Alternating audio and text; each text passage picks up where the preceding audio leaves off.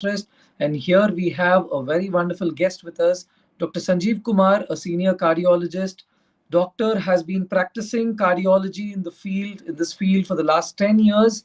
Sir has been associated with Sunshine Hospitals at Gachibowli, and now Sir has his own clinic in Abbots. Lot of experience, 10 years, an interventional cardiologist.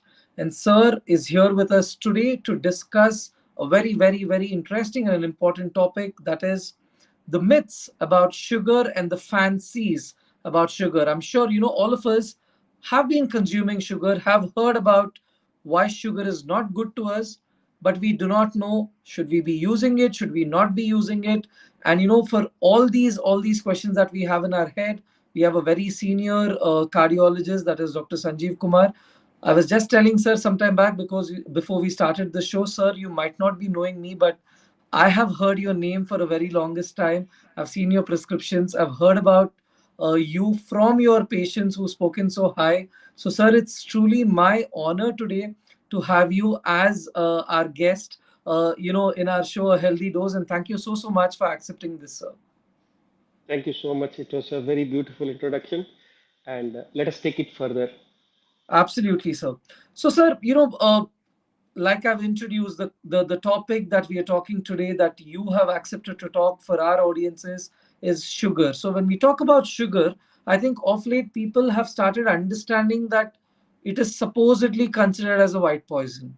But again, we use it everywhere. I mean, in our day-to-day activities, sugar plays a very important role. What I would like to understand is, as a practitioner, you've been practicing for more than 10 years, thousands and lakhs of patients that you have seen. What are actually these common myths and misconceptions about sugar consumption? First of all, I want the people to know that the sugar is a disease in itself, and it is a health condition which occurs only because of eating. It is not seen in animals, it is seen only in humans. And it occurs in humans because of our bad eating habits. The ground of obesity and sugar is laid down in childhood. It was when your mother fed you once and she did wanted to sleep, and you want to only every 2 hours want to drink her milk again and again, and she cannot sleep. She makes you drink more milk out of love and out of concern, so that you can drink milk after rather than 2 hours, 3 or 4 hours. Your stomach, which was about to take 5 ml of milk of your mother, took 10 ml, and you ate more. The grounds of sugar and obesity are laid down there when you were born, when you don't even know what happened. Then your mother wanted you to take a milk from outside because you were not healthy and chubby. She added sugar into it, and the day the sugar was added into the milk, you stopped loving the natural milk, which was more healthier to you. Don't get offended. It's a very story which is now seen and recognized. 2000 years back, Aryabhat and our past scientists have noticed that the people who had, when they passed urine, there was ants coming to that urine. They thought why it should occur, and they found out that when you eat more sugar, your body cannot tolerate that sugar, throws out through urine, and they called it as madhu meh, urine which has sweet urine. And the Americans taught us that there is something called diabetes. Thank you, because 1000 years back we already knew that there was diabetes. Madhumeh was existing. We are the world's biggest population. We have maximum number of diabetic population in the world. We have maximum number of doctors on earth.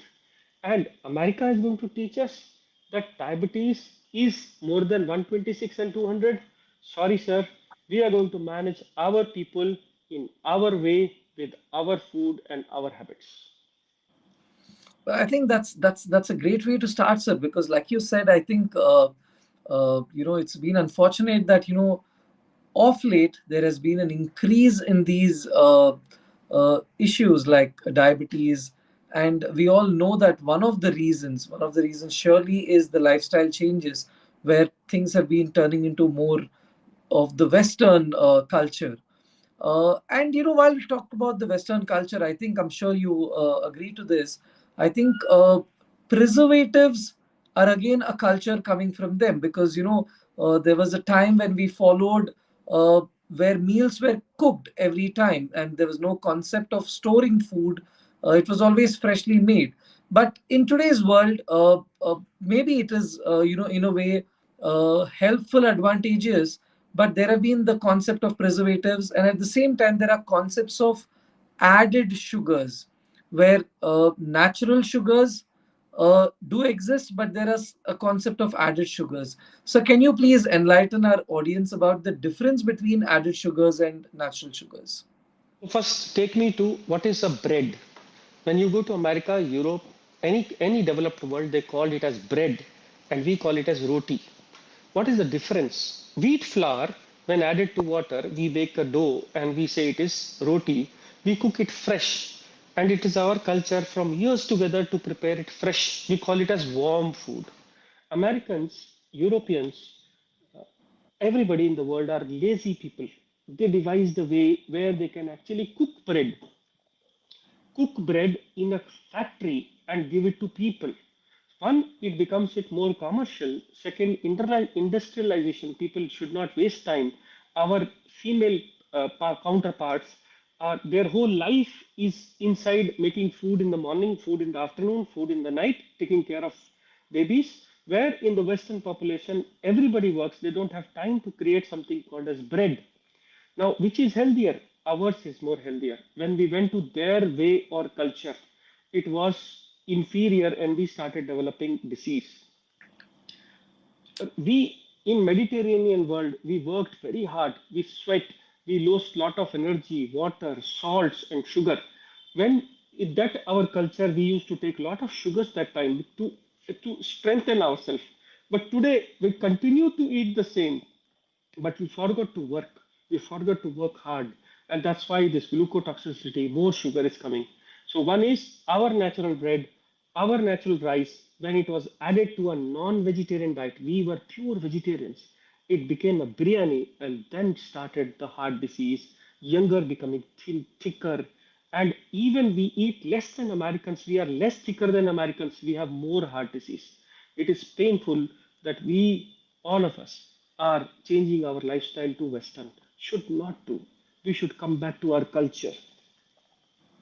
I think greatly explained, sir. Like you said, I think the changing lifestyles, the changing eating habits has been surely affecting, our, health. So would you like to explain us how, this changing lifestyle, or, the increased consumption of sugar is actually affecting an individual's health? So now, take for example, you want to become more westernized. You go to a store, buy some items which are sealed, which says it has no added sugar. Sometimes it says added sugar. You buy a cold drink. If you give an example, you go to Middle East, the water bottle, the plain water bottle is one, say for one their currency. The cold drink is half their currency. So people tend to drink more calories, keep on adding more calories, and they become diabetic. The only way to control yourself is only natural sugars. Natural sugars are there in fruits. Fruits have fructose. The fructose does not allow your body to generate that amount of sugar surge in your body that it goes cross 200. Anytime, whatever you eat, any kind of sugar you eat, your body should make sure that your sugar does not cross more than 140. But when you start taking in a circle sugar every day, these donuts, added sugars, or cane sugars, it has a lot of glucose. So your sugar goes higher. When it goes low, you feel hungry. Normally, you should feel hungry here. But what happens is when your sugar goes very high, even coming here, you feel hungry. Now, again, you go high and you come back, you feel hungry. So you should have felt hungry at 70, but you're feeling hungry at 150, and you are to make it, you eat more and reach to 200. So now your sugar cycles are 150 to 200 rather than 70 to 120. A lean and thin man will have a lower sugar cycles and he will eat at a lower sugar. However, we who are eating on time, it is 8 p.m.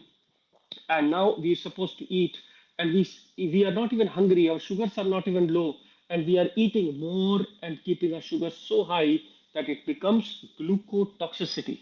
It is just nothing. It is sugar which is toxic to our body. And what it causes, it damages 8 organs of our body.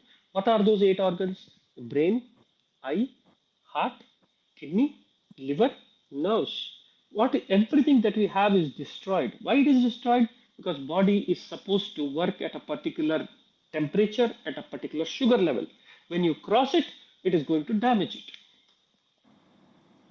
I think a very dynamic approach of yours to explain how things are going wrong. Sir, at this point, myself and the audiences, I'm sure, are actually worrying. Should we actually be consuming sugars? I mean, is it absolutely wrong if we are consuming sugars, and at the same time, not just the natural sugars, if if we are allowed to consume artificial sugars, is there a limit to it?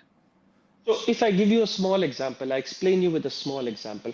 Now, what happens is God has given you fruits. And I give you one example of a fruit. The fruit is called sugar cane, ganna. Now, if I ask you Correct. to eat, how much you will eat? Not One or much, two sir. pieces, not much. Correct. So God has given the sugar cane strength that we are not supposed to eat that. It is not made for us. What happens is we do not do that. We put it in a machine. Machine brings out juice out of it. Now our body doesn't need to work hard for it. Neither our teeth, neither our stomach need to work hard. You drink 10 times more glucose, sugar in your body with a glass of sugarcane juice. Now you don't stop there. You burn it and make good out of it and say it is Ayurvedic, it is natural. There is nothing wrong with it. Put it in your tea, put it in your coffee. God did not give you good, God gave you sugarcane. Now, how much amount of sugarcane you eat, you won't be able to cross this level. But you have crossed this with sugarcane, you have crossed this with good, and for God forbid, with your shakkar or with your refined sugars, you have reached this level. You have made without effort, and machine is doing work for you. 10 times of sugar every day. It will not harm you in one day. It will harm you over a period of 5 years. So one single habit that you can give away is what God has not made for you is not made for you. So I do not eat any kind of sugar which is not made by God. So if I ask you, give you a question like, can you eat? My patients ask me, can I eat khajur? Then I ask him, who made it? He said, God. Then I said, please have it. Can I eat I say, you please have it because it's made by God. It is not made in factory. Can I eat a donut? No, because it is not made by God. If God wanted to give you donut, He is capable enough to put a donut there. You say, then where is juice? God has made juice. Nariyal pani, coconut water, so beautiful cover, so beautiful cup, and so beautiful juice the God has given you. And then people ask me, how about honey? Then I said, one, it has limited resources, and two, God has put a honeybee on it. If you eat more, it is going to sting you. Sir, I think this is one of the best blending of spirituality and scientific medicine that I've heard in my lifetime, sir. I think such a beautiful way you have explained how we need to understand, what has been given to us and utilize it in the most optimum way. I think thank you so much, sir. Sir, now because you spoke about this. Unfortunately, in today's world, we have artificial sweeteners, which people are talking about as replacements to the sugar that we consume.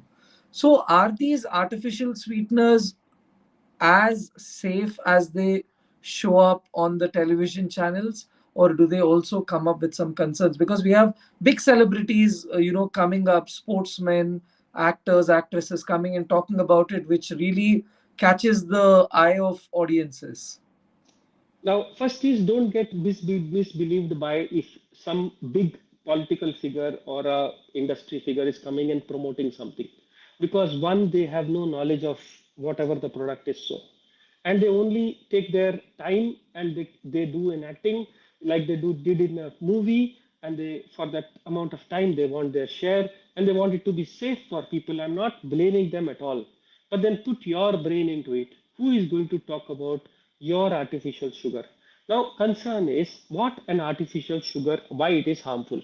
There are two school of thoughts. There are one people who are gurus, organic people, and say it's absolutely it causes cancer. Do you believe in that? I said yes, I believe it, sir. It causes cancer, but it is a chemical. If it is taken in this amount every single day for 500 years, it will cause cancer. But then, are you going to live 500 years? Two, is it good? Yes, tastes sweet. It doesn't cause anything to the body. It doesn't enter as a sugar in our body. It doesn't decrease our sugar. Then why it is harmful? Because of craving. If your taste buds are addicted to an amount of sugar level or amount of the taste level, say for this is addiction. And what Japanese have told us, you stop taking sugar for a few days. Your addiction level comes down. Even if you eat a raw roti, which is dry, sometimes you feel very sweety taste in it. So your addiction of sweet amount comes down. Even natural fruits will taste you sweeter. If you take an artificial sweetener, your level of sweet addiction is this. And now, with little fall, you are not able to enjoy a natural sweet. There are people who say, no, this fruits don't taste good. This artificial sweet in my tea tastes good because it is giving you an addiction of level. And this addiction comes down if you stop taking sugar. Try seeing it. Stop drinking coffee and tea without sugar. For 5 days, you will feel bland. On sixth day, if you add sugar, it will taste so much sugary that you won't be able to take it. So God has given us receptors to adjust. Believe me, it is not about the chemical which is good or bad. It is not about the cancer that it causes. It's not going to cause you in your lifetime. It is about the addiction that is going to live with you. I think that's very greatly explained, sir. I had actually planned a sequence of questions, but since you've spoken about addiction, I just wanted to skip a question and go to this question about addiction now. We are very commonly, as psychiatrists, because we deal with addiction, I'm very commonly asked, be it in a guest lecture or in our clinical practice, is sugar addiction really an addiction? And if sugar is doing harm, or if sugar addiction is really an addiction, what kind of consequences can it have on the human body? Now, we understand that once you start taking very sugary diet, give you an example like if you want a child not to drink mother's milk, you add 2 spoons of sugar in cow milk and give it to him. He will taste that milk with sugar and he will find it sweeter. And like honey you give to the kid, no, he will start tasting that sugar and he will develop an addiction. Imagine a two days old kid is developing that addiction. Forget about us. Now he will stop drinking mother's milk because it is not as tasty as that. Now, addiction is a every day you give them a target, every day you give them a stimulus of sugar, and with that stimulus they are happy. It is like drinking cigarette and alcohol. Alcohol addiction is first 5 days you will enjoy alcohol and smoke. The sixth day, you will not get anything out of it. But when you stop it, you feel anxious. To prevent that anxiety, he has to drink more and more alcohol, alcohol, and go down deep into the drain. It's not his fault. It is this receptor which is allowing him to get the same kick every single day. He keeps on rising, and this addiction never goes. It just takes a hard touch to your heart. It's like when a person who is smoker develops a heart attack and is on a table and is suffering from pain and he knows he's going to die. I'll take 1 minute that time. It is the best time to explain a human being that now you are broken. Now there is only one way to live. If you stop smoking, you are not going to die. If you continue to smoke, you're still going to die. And that is the best time where the person, it comes from within himself. They've given vapes, artificial cigarettes, people smoking, still puffing. It is only adding to your addiction. You have changed the addiction name from this to this, but it's not going to change anything. It's your addiction, and if someday cigarette is coming in front of you, you are still going to drink it. But the person who was told that you will die if you do that, he will never touch a cigarette. And in a train bogie in our time, if one person starts smoking cigarette, no, rest of the people will be quiet. There will be one person who will stand up and shout, And who is this smoker? He is a person who was an ex-smoker and stopped cigarette. The other people will not bother because he is now being challenged with this. He is a person who is going to stand there and say, do not smoke. So remember, addiction of sugar and sugar-like substances are real. God has given you natural sugar in a form of your food. You do not need to search for a sweet thing. The only thing that you can break is in very cultures. हमारे में दिवाली आती है, किसी लोगों में ईद आती है, and it was told that eat sugar or enjoy or celebrate with sugar once a year. But what do we do? Or your birthday. What do we do? You come to my house, I give you food. I come to your house, you give me food. We go out, look at cinema. We don't look at cinema. In break, we eat something. What we eat food and something sugar. So it never goes away. Have you ever taken a break and that did exercise and came home? Have you ever taken a break and not eaten and came home? The food has become love in our world. We have considered it to as love. And why it has come? I'll give you an example. If you are a kid of 2 months old to 10 years old, somewhere in between, if you are left at your house and do nothing, what will you do? You will play. You don't need any playing instruments. You will sit on the floor. In fact, if there is an insect also, you will play with him. If there is a dog, you will play with him. If there is a snake, you will play with him. If there is nothing, you will play with whatever possible thing. And if you are taken to another house, you will play with the kid. If you're alone, you will play. If you walk, you will play. If you go out, you will play. What will be adults doing? Adults will be only eating. If you go to my house, I will eat. I go to your house, you will eat. We both go out, we eat. So we eat in the restaurant, we eat in the house, we eat. Our company is eat, their company is play. Now choose what is better. I think this is a great explanation, sir. Like you said, I think the source of dopamine or those happiness chemicals that the brain needs, the child is able to choose something which is more coping. And unfortunately, we adults with a more matured brain are choosing something that is more easier rather than something that is more healthier. And this surely explains. And the explanation that you gave about the sugar addiction also, I'm sure.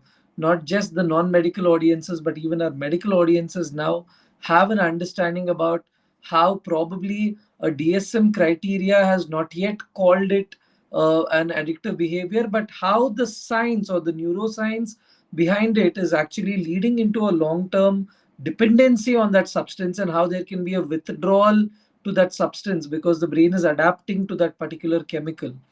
So now, since we know that unfortunately in today's world, like you said, I think be it any celebration, be it any event, be it a positive or a negative event, what's happening is there is food, there is sugar.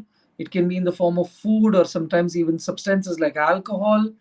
What are the long term consequences, sir? Because it's not immediately showing up. Like the first time I have a heavy sugary meal, it's not showing up on me, and I probably will continue doing that because it's not showing up as a report card. But by the time it shows up, there's hardly something that I can do. So how can it lead into something worse? What does it lead into? So the term the scientists or doctors use is called glucotoxicity, the toxicity caused by sugar in our body. Our body has a limit of taking everything. If the sugar, whenever you normal person will take any kind of sugar, your sugar cannot cross more than 140. When it crosses more than 140, we call you are impaired in controlling that sugar. Your body has insulin in yourself. You have 10 times more capability of taking sugar in your body. If I give you a sweet bottle full of sugar, what will still happen is you will not cross 140. What happens if you keep on banging that door every single day? Your sugar 140, 150, 160, 170, more than 200. Now your urine starts secreting this sugar back out. And when this kidney starts doing that, in that process, the kidney starts getting damaged. Nerve starts getting damaged. Heart starts getting damaged. The sugar is now being stored in the form of fat. The body says there's a lot of sugar coming. Let us change it to the fat and put it. When it puts it, you become obese. You will say, I'm not eating fat. I'm eating only drinks, cold drink I'm doing. but I'm still have increasing my weight every day. When you keep on taking sugar, it becomes fat. It causes fatty liver.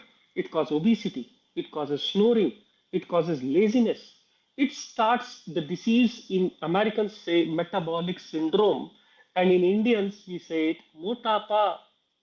90% of us are mota, including me with that definition. When you are mota, what will occur is you will have a belly fat, you will snore in the night, you will be lazy, you will try to eat more, you will develop hypertension, you will develop diabetes, then you will develop a stroke and heart attack. I'm not telling that you will develop. Like if you do not stop it there, this is the natural process, the disease takes it. Now you may even progress very slowly, and who knows, you become just hypertensive or borderline diabetic and you reach 90. But the point is how much addicted you are. What are your basic lifestyles? Are they really bad? Look at yourself in the mirror and say, am I fat? And what can I do? If I can cut down one habit for life, what it will be? And I chose it for myself that I will not drink tea and coffee with sugar. With single one word that I did with myself, and I follow that word for 90%. 10% I give it a gap. I come to your house, there is no other option. I will not cry, I will drink it. But 90% of the times, I will not take sugar, raw sugar in my diet, and that is keeping me fit. If I can say this, I am not a diabetic. I belong to a diabetic family. Whole of my family is diabetic, and the only single reason that I'm not diabetic is not because I exercise or I can exercise. It is only one thing: stop raw sugar. It is not for you. Sir, I think when someone as active and fit like you says it, it's an eye opener to most of us because, like you said, it's important sometimes when we stand in front of the mirror and question ourselves. There was a very beautiful quote I was reading some time back, which said, your physical health is a way you measure your self respect. So, it's very important about how you give importance to each of these things.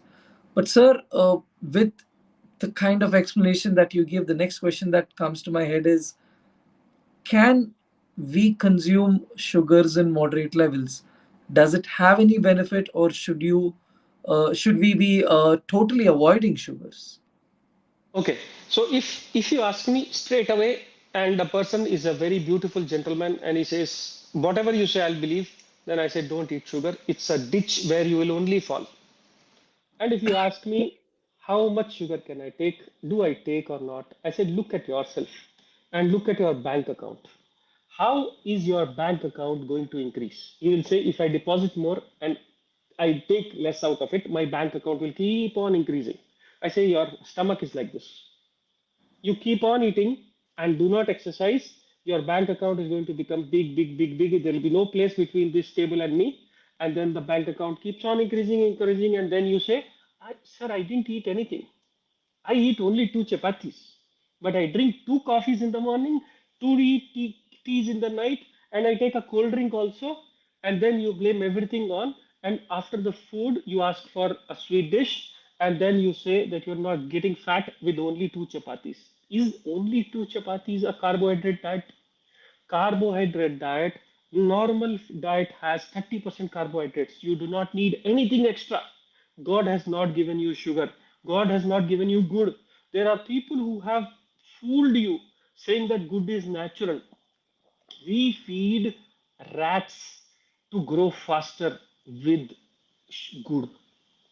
Now, when you talk about organic, natural, it's all an eye wash. They just want to sell you their organic product, which are inferior. I'm not blaming all of them, but I'm just telling you good is not natural. It cannot be acceptable. And if possible, do not give it to your kids. I think, sir, you very clearly explained us about how an informed choice, is important. But how does somebody take this, informed choice, sir? Should they be meeting a doctor to understand where they stand, what they should be taking ahead? I think going to a doctor is a too far-fetched thing. We don't have that many doctors to tell you or teach you. Neither most of them have the time and thing to tell you and explain you about. I believe more shows like this where we talk about more about health, but then there are people who are going to brain your mind telling that sugar is not real.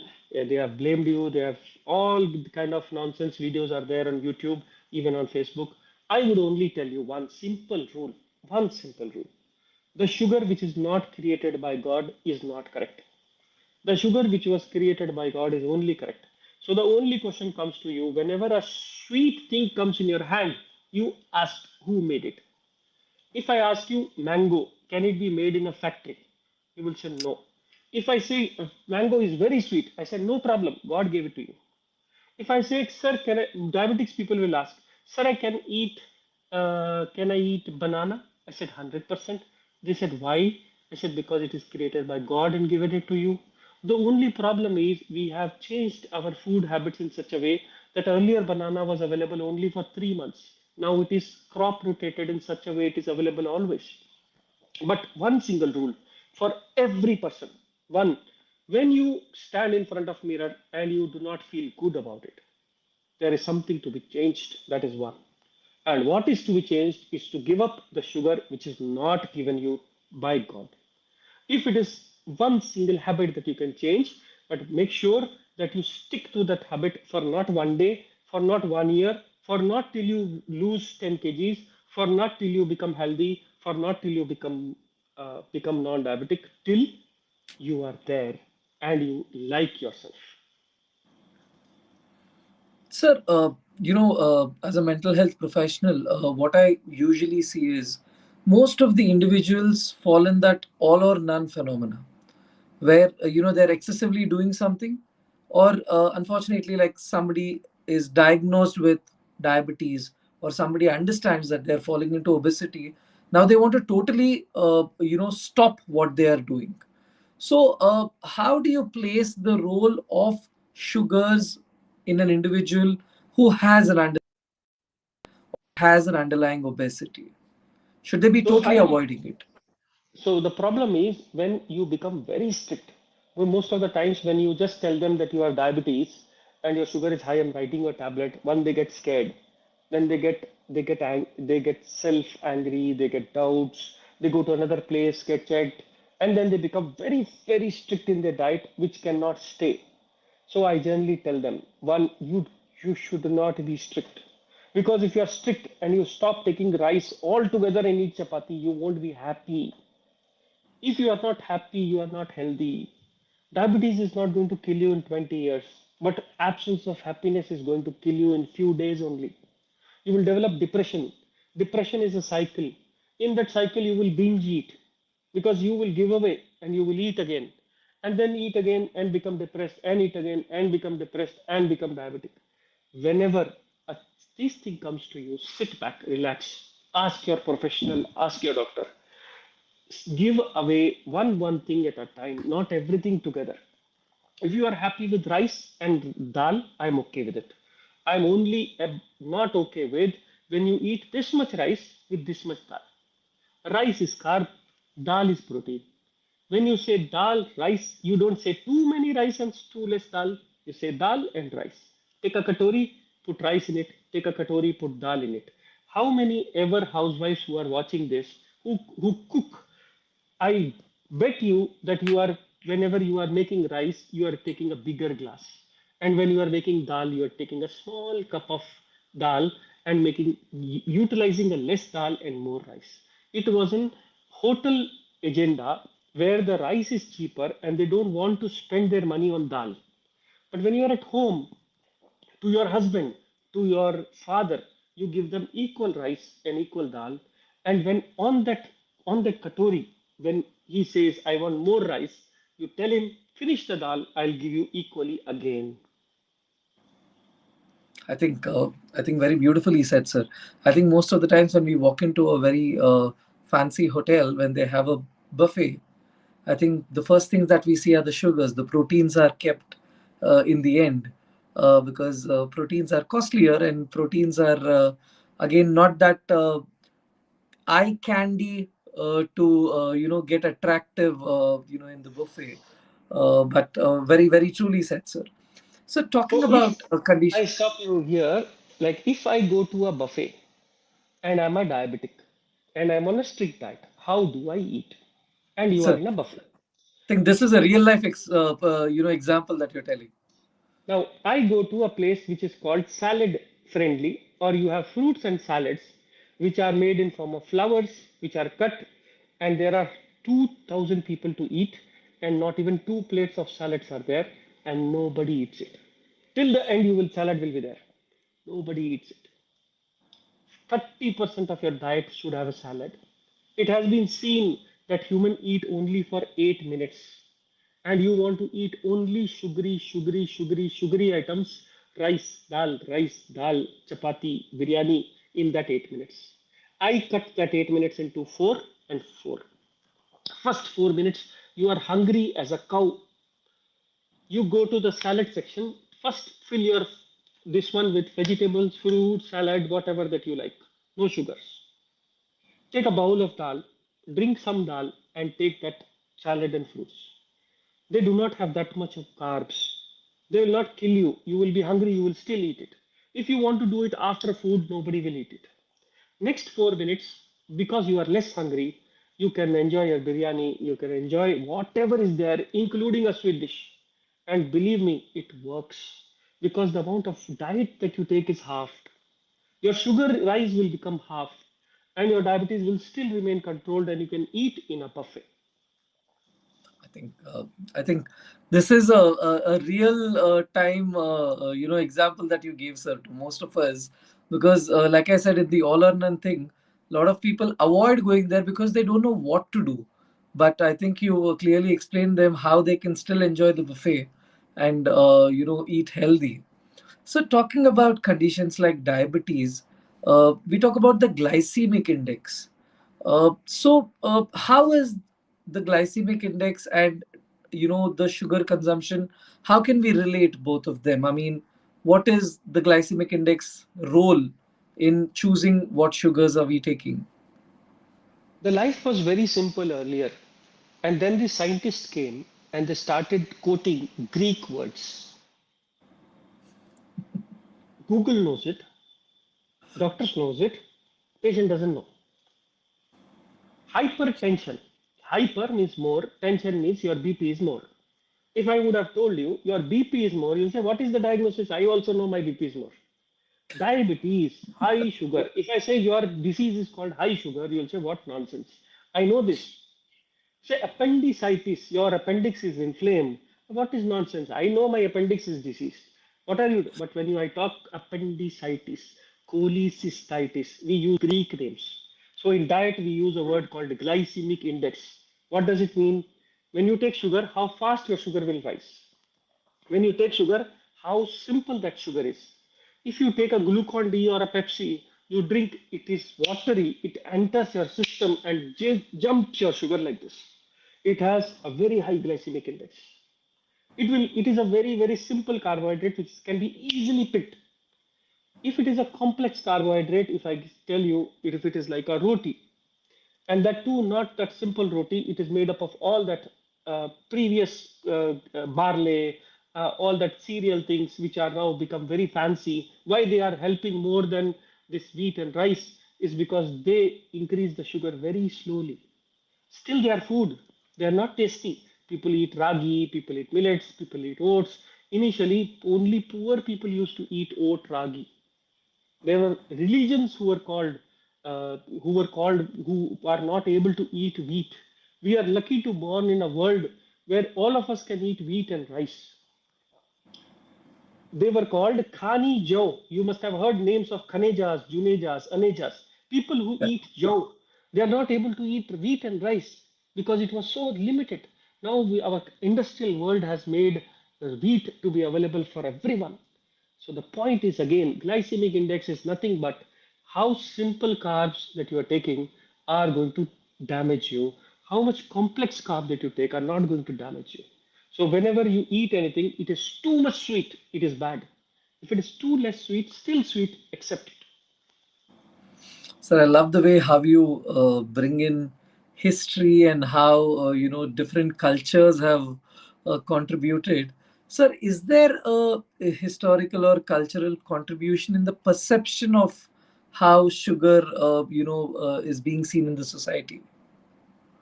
So, as I told about culture, whenever a society has followed a way of eating, that society has lived for very long. Our cultural past is 1400, 1500. Sometimes some people quote it as Hindus' culture is 3000 years old. I'm not telling it is any superior or inferior, but over a period of 3000 years, our forefathers have found out what is good for us. We were laborers. We had lot of lands and we had very fertile land in the world. We were Correct. Sone ki Chidiya, we are Sone ki Chidiya, and we will be Sone ki Chidiya. Our farmers used to work their heart out. They used to sweat. They used to remove salt from their body. They used to work so hard that they required lot of water, lot of salts, and lot of sugars. That is why we grown rice for us. But we were vegetarians. When we were given non-vegetarian diet and we added rice to it, it became a sudden rise in fat and carbs, which increased the heart attacks in Indians. You have seen last 20 years, you suddenly start seeing young people developing heart attacks. What has changed? We have now understood the American says take Mediterranean diet, it is best. And take keto diet, it will decrease your weight. Keto diet is what it is only protein. That's it, nothing else. This is only for gym people. They want to make their muscle really fast and hard. It is only for them athletes. It is not healthy. It has proven that is not healthy. Mediterranean diet, lot of fresh fruits, lot of fresh vegetables, a good amount of rice and good amount of dal equal is Indian Mediterranean diet. East, Eastern diet. They have said, take Mediterranean diet. Again, they have blamed us. It is not Mediterranean diet. It is Indian diet.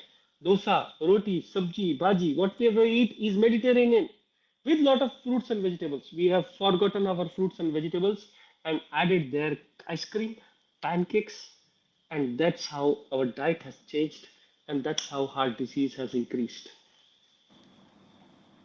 I think very, very beautifully explained, sir. I remember, looking into a research which spoke about how a scientist tried to look into the brain scans of a Mediterranean diet and a Western diet, and how he saw shrinkage in the brain in people who were following the Western diet compared to the conventional Mediterranean diet, like you said. Sir, you spoke about how people are, getting cardiac issues in a younger age. So I'm sure your clientele population is not just the elderly, where people believe that cardiac issues are only for elderly. So it's not just the 60s, 70s, but it is 50s, 40s, 30s, 20s also that are coming to you. And especially the younger population are more driven by the marketing strategies of a lot of products. So they're more into Google, they want to look into reviews. So how do you think these food labels and marketing tactics are actually impacting their perceptions about sugar and the diet? So you brought about the two things. If a young person, 20, 25, 30 age group comes to me and he says chest pain, I ask two things only. One, are you a diabetic? Two, are you a smoker? If you have these two things, the chance of heart attacks are there. If you don't have this, you are just scared. So that is the basic first. Two, marketing. Marketing has actually harmed our society more than anything in the world. Marketing has sold everything and made everybody a slave. Initially, marketing was for people who need the product. Now we create a need and then market on it. There is no need of that item. Like iPhones are not needed in India. We have enough phones can be created in India. We will first make a fashion statement of iPhone. I'm sorry because it has just come up. And now we create a urge to buy it. Marketing has put a beautiful piece of candid looking uh, burger or an ice cream which looks so brightly, so beautiful, so fresh. that we get when we I cross by, I feel. Now we should eat once or twice in a day, and that too food is like prayer. It cannot be like just you keep on munching wherever you go. You have 10 rupees. Now people have a lot of money today. People have a lot of money to buy a lot of food. Earlier days, people had only money to have 1 or 2 meal in a day. They never had money to buy sugar at home. Today, people are buying sugar and every day making things at home. People like engineers, the people who are more into earning sections, they go to the hotel, eat all those things which are being praised and beautified and packed and are available in the market. They are all at eye-catching, sugary, carbohydrate-rich, and it's going to make you diabetic. Whenever you want to eat, make it like it is a you worked hard for a whole day to have that 2 meals of yours. That is why in our culture we used to say, sit and thank God, not because God is there or not. Even if you don't thank God, it is okay. But thank yourself that you worked hard to earn that food. Give respect to that food. Don't walk away McDonald's. You buy something, bunch something, eat something half, and throw it in a dustbin. You should sit, relax, sit on the floor, sit with the hand. And why do we eat with the hand? People have made fun of us. Indians eat by hand. They are not educated. We are more educated than ourselves. We are more intelligent than yourself. And our forefathers knew that the brain knows when we eat is when our hand touches a warm food, when our nose smells of fresh food, when our taste bud touches a beautiful sweetie, or who knows, more well cooked food or a warm food. When it goes inside, it gives you juices, it digests this well, it gives peace of mind, it gives sleep. What if you are munching a corn in front of a TV, your brain looking at TV, a World Cup match, and your mouth is eating and your hand by spoon is eating? Your hand doesn't know that you have eaten, your mouth doesn't know you have eaten. It is a cold diet. Cold diet is not warm. It doesn't give any sense to the nose. It doesn't give any sense to your brain. It doesn't give any sense to your stomach that you are full and you go to the bathroom and vomit. This is what is a Western culture. And come back to sit in your floor with a chatai in your kitchen. Make your mom make fresh 2 chapatis for you. Eat it by hand and never be ashamed of it because it is a superior way of eating than anybody can tell you in my whole life that I've learned it. I think very, very, very greatly put up, sir. I think all this while you have not just been touching the medical aspect, but it's so beautiful how you bring the whole holistic approach. Talking about how spiritual learnings can help us take care of ourselves. At the same time, how we need to learn from the history, from the previous cultures, the culture that are still there but previously followed, unfortunately not being followed these days. And at the same time, you add the main ingredient of it, that is the scientific explanation. It has been so wonderful talking to you, sir. Before we end the show, one question I would like to ask you, sir.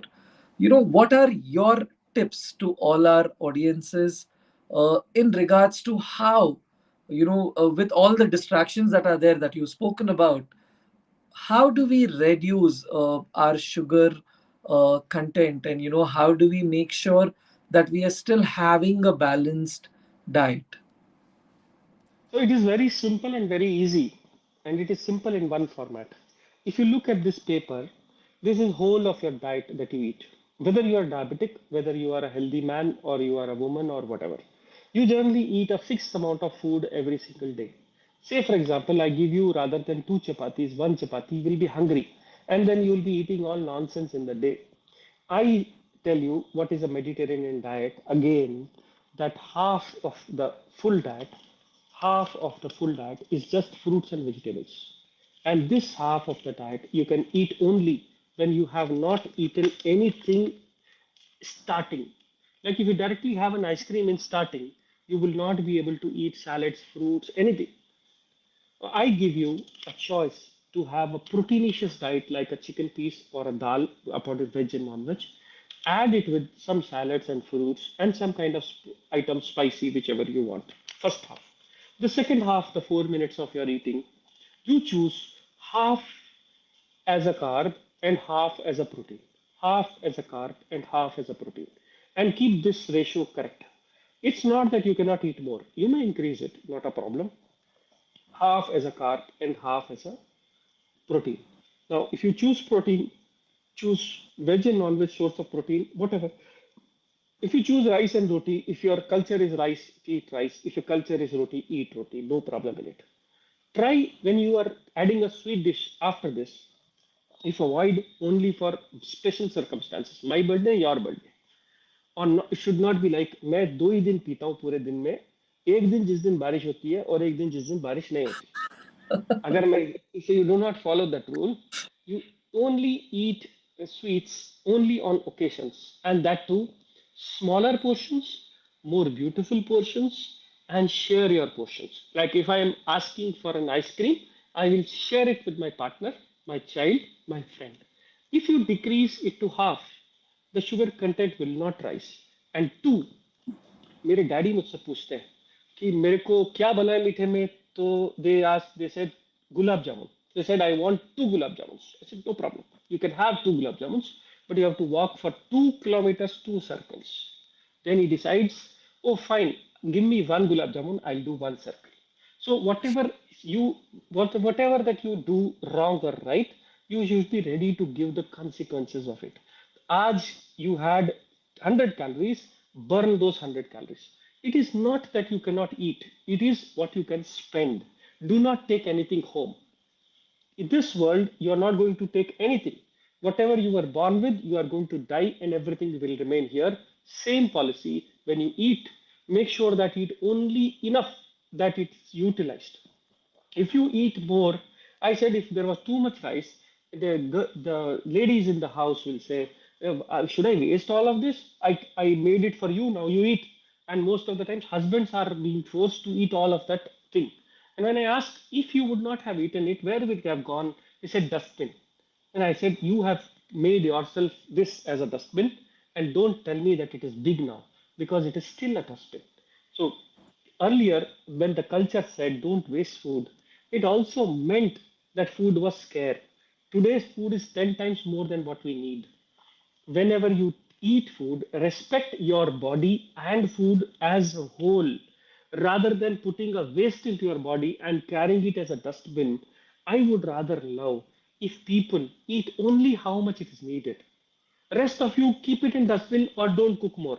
And please, housewives, don't force husbands to eat whatever is left away. Neither you eat. And I'll give you one more example. When the housewives get fat, they generally say after childbirth, a girl gets fat. Now, what is the truth behind this is your child is given a roti and a chapati and a rice with lot of rich oil and everything put into that. And now this gentleman, which is 1 year old, doesn't want to eat. And the girl doesn't want to throw it away. So what does she does? She eats their food and the child food together. And that is how, with this oily diet, with this extra diet, and she is not able to, because taking care of child is like, I'm not blaming, but then how you eat more when you are not needed to, and you just don't want to throw the food and you eat in it, you created yourself as a dustbin, and that's why you become big. And now you are blaming it. Now you can stop doing that. Do not treat yourself as a dustbin. I think that's greatly put down, sir. I think so beautifully you explained about how I think we all need to understand where we stand with our health firstly, and how much we are consuming. And it's not about consuming, but it's about how you even burn it. Very beautifully, like you said, don't carry anything home. So if you're having X amount of calories, make sure that you're burning X amount of calories so that you can live a beautiful life while having all the cravings that you have. I think very clearly today, sir has explained us that it's not about eating, but it's about how you're balancing, which is important. So please do not listen to non-medical influencers, unfortunately, who are there everywhere on social media talking about how you should totally stop something. At the end of the day, it is your life. You need to enjoy it, but at the same time, that life balance is something that you need to have. And this is what Dr. Sanjeev Kumar Garu also has been telling us. But firstly, thank you so much, sir. Like I said some time back, I've been hearing your name for the longest time, and for me, it's that fun moment to actually be the host for this show, to have you as our guest today, and you talk about something so important.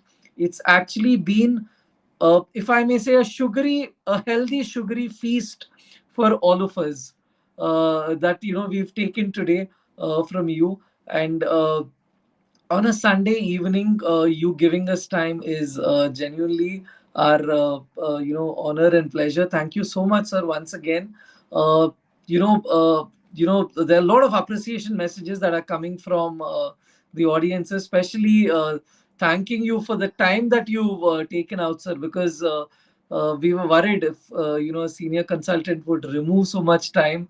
We didn't know how much time we could ask from you, but very patiently, and every answer that you answered is not just from a scientific basis, it is from a holistic basis where a non-medical person, a medical person can equally understand and learn something. And we are genuinely indebted to you for this, sir. And we request you to sometime again come back to our show to please help our audiences and myself enlighten about some more interesting topics about medical sciences.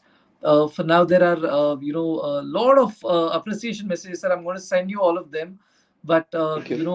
the audiences, if you have any questions, you may please ask. We can request sir to stay for a couple of more minutes. I know it's Yes. late for sir also, but if there are No any problem. questions, people can ask. But otherwise, also, if there are any questions, please try to put it up on the video which is available on the platforms like YouTube, Facebook, and I shall take sir's time out and get the answers and reply to all of you all back. But sir, your experience, I'm sure you must have done so many such shows, but your experience about coming onto Work TV, sir. One is, let me thank you for being a very beautiful and a very kind host who does not put anything screw on me. There are people who have actually tried to pork me, but I'm very happy if they do that because it's a trick, a marketing trick where you pork a doctor and he doesn't know an answer. And two, Work TV has been very kind in accepting this as a challenge because diabetes is not a topic which is very new and people will not catch that eye. Why I want to do diabetes is because I want India to be free of it. Now the vision starts with this. We go back to our basic culture. We become healthy and we are the best in the world. We are the most number one by population and by quality.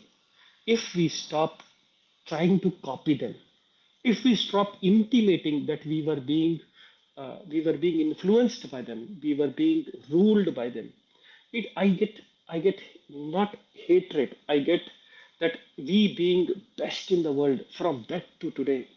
Why are we are more hardworking than them, we are more intelligent than them. What is, when we go to America and see, when we go to Europe and see, when we go to Australia, see what changed, what was the difference that we did?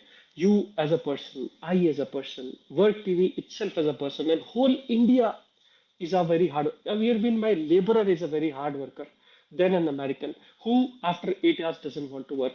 Our person, if you give 10 rupees extra, he will be ready to work. We work our heart out, we work our full day, and it's not that we feel bad about it, we that feel inferior about it, we want to do it. We are at maximum of our capacity. Where we go wrong, is it the planning, is it the people who are guiding us and telling us? I want to pledge the people who have we have given vote. I want to pledge who people who are ruling us today. I do not say any person. It is the person who is in charge of my town, who is in charge of my city, who is in charge of my India as a whole, to ban tobacco from India. It is the biggest step that you can do for India's, and with folded hands and all the doctors, we request you, because if it is banned, people will not take it. If people will not take it, we'll save lot of resources for preventing those 50% of heart attacks and diseases of lungs and heart and cancer which we are suffering from. And why I'm asking you this, not the world, is because India still needs to go further in other ventures. We cannot keep on investing into things which are not helping us. We cannot invest into pleasures. We cannot invest into cigarettes and tobacco. Why my young generation is drinking tobacco, eating or drinking alcohol? It is because it is available. And why it is available is because it gives you currency. But how can a society be taxed on the base of giving a toxic substance to them? Make a hard choice. Make a very hard choice to remove alcohol and tobacco from my India and if possible from world is what my vision is, and I will keep on fighting for it. I think so beautifully said, sir. I think it's you know, a lot of times people believe that because it's legal, it is healthy. So it's very beautifully put down by you that just because it's legal, it's not healthy for you, and something that is not healthy for you, you need to be aware about. Like you said, you know, before the government takes a bigger step, we individuals need to be prepared, need to be more aware about these things, and like I said, sir, probably whenever you have a little time, we would love to bring you back on this podium to create more awareness to our audiences. But thank you so much, sir, once again for removing your valuable time. And you know, we would wish to see you back again. Until then, thank you so much, audiences, for staying back today late. I know we had some technical glitch, but you know, you all came back. Thank you so much once again, sir. Thank you so much, and you know, we will come back with another expert the coming week, Sunday. Until then, see you from your host, Dr. Virinchi Sharma. Thank you so much.